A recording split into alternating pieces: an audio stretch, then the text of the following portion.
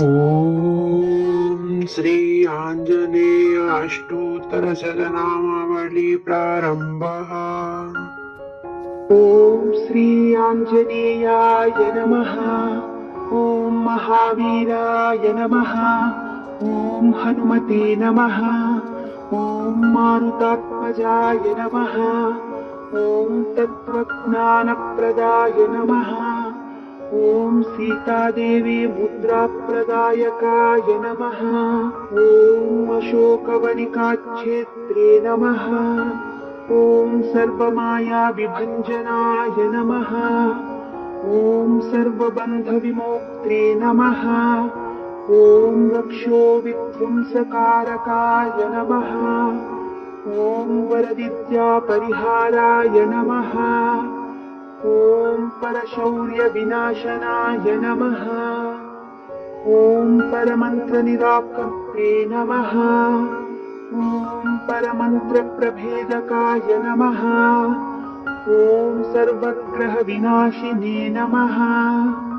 ॐ भीमसेनसहायकृते नमः। ॐ सर्वदुःखहराय नमः। ॐ सर्वलोकचारिणे नमः। ॐ मनोजवाय नमः। ॐ पारिजातद्रुममूलस्थाय नमः। ॐ सर्वमन्त्रस्वरूपवते नमः। ॐ सर्वतन्त्रस्वरूपिणे नमः। ॐ सर्वयन्त्रात्मकाय नमः। ॐ कपीश्वराय नमः। ॐ महाकायाय नमः। ॐ सर्वरोगहराय नमः। ॐ प्रभवे नमः। ॐ बलसिद्धिकराय नमः। ॐ सर्वविद्यासम्पत्प्रदायकाय नमः। ॐ कपिसेनानायकाय नमः। ॐ भविष्यच्चतुराननाय नमः। ॐ कुमारब्रह्मचारिणे नमः। ॐ रत्नकुण्डलदीप्तिमते नमः। ॐ सञ्चलद्वालसन्नद्धलम्बमानशिखोज्ज्वलाय नमः। ॐ गन्धर्वविद्यातत्त्वज्ञाय नमः। ॐ महाबलपराक्रमाय नमः। ॐ कारागृहविमोक्त्रे नमः। ॐ शृङ्खलाबन्धविमोचकाय नमः। ॐ सागरोद्धारकाय नमः। ॐ प्राज्ञाय नमः। ॐ रामदूताय नमः। ॐ प्रतापवते नमः। ॐ वानराय नमः। ॐ केसरीसुताय नमः। ॐ सीताशोकनिवारणाय नमः। ॐ अञ्जनागर्भसम्भूताय नमः। ॐ बालार्कसदृशाननाय नमः। ॐ विभीषणप्रियकराय नमः। ॐ दशग्रीवकुलान्तकाय नमः। ॐ लक्ष्मणप्राणदात्रे नमः। ॐ वज्रकायाय नमः। ॐ महाद्युतये नमः। ॐ चिरञ्जीविने नमः। ॐ रामभक्ताय नमः। ॐ दैत्यकार्यविघातकाय नमः। ॐ अक्षहन्त्रे नमः। ॐ काञ्चनाभाय नमः। ॐ पञ्चवक्त्राय नमः। ॐ महातपसे नमः। ॐ लङ्किणीभञ्जनाय नमः। ॐ श्रीमते नमः। ॐ सिंहिकाप्राणभञ्जनाय नमः। ॐ गन्धमादनशैलस्थाय नमः। ॐ लङ्कापुरविदाहकाय नमः। ॐ सुग्रीवसचिवाय नमः।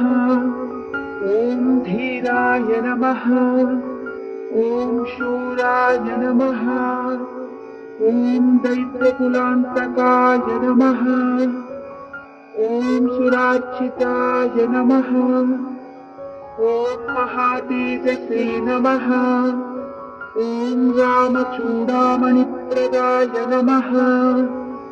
ॐ कामरूपिणे नमः।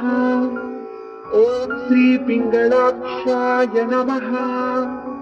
ॐ वाग्मिमैनाकपूजिताय नमः। ॐ कबलीकृतमार्ताण्डमण्डलाय नमः। ॐ विजितेन्द्रियाय नमः। ॐ रामसुग्रीवसन्धात्रे नमः। ॐ महारावणमर्दनाय नमः। ॐ स्फटिकाभाय नमः। ॐ वागधीशाय नमः। ॐ नवव्याकृतिपण्डिताय नमः। ॐ चतुर्बाहवे नमः। ॐ दीनबन्धवे नमः। ॐ महात्मने नमः। ॐ भक्तवत्सलाय नमः। ॐ सञ्जीवननगात्रे नमः। ॐ शुचये नमः। ॐ वाग्मिने नमः। ॐ ध्रुवकृताय नमः। ॐ कालनेमिप्रमथनाय नमः। ॐ हरिमर्कटमर्कटाय नमः। ॐ दाताय नमः। ॐ शान्ताय नमः। ॐ प्रसन्नात्मने नमः। ॐ शतकण्ठमदापहृते नमः। ॐ योगिने नमः। ॐ रामकथालोलाय नमः। ॐ सीतान्वेषणपण्डिताय नमः। ॐ वज्रनखाय नमः। ॐ रुद्रवीर्यसमुद्भवाय नमः। ॐ इन्द्रजिद्रुहितामोघब्रह्मास्त्रनिवारकाय नमः। ॐ पार्थध्वजाग्रसंवासिने नमः। ॐ शरपञ्जरभेदकाय नमः। ॐ दशबाहवे नमः। ॐ लोकपूज्याय नमः। ॐ जाम्बवती प्रीतिवर्धनाय नमः। ॐ सीता समेत श्रीरामपादसेवाधुरन्धराय नमः। इति श्री आञ्जनेयस्तोत्रशतनामावली सम्पूर्णम्।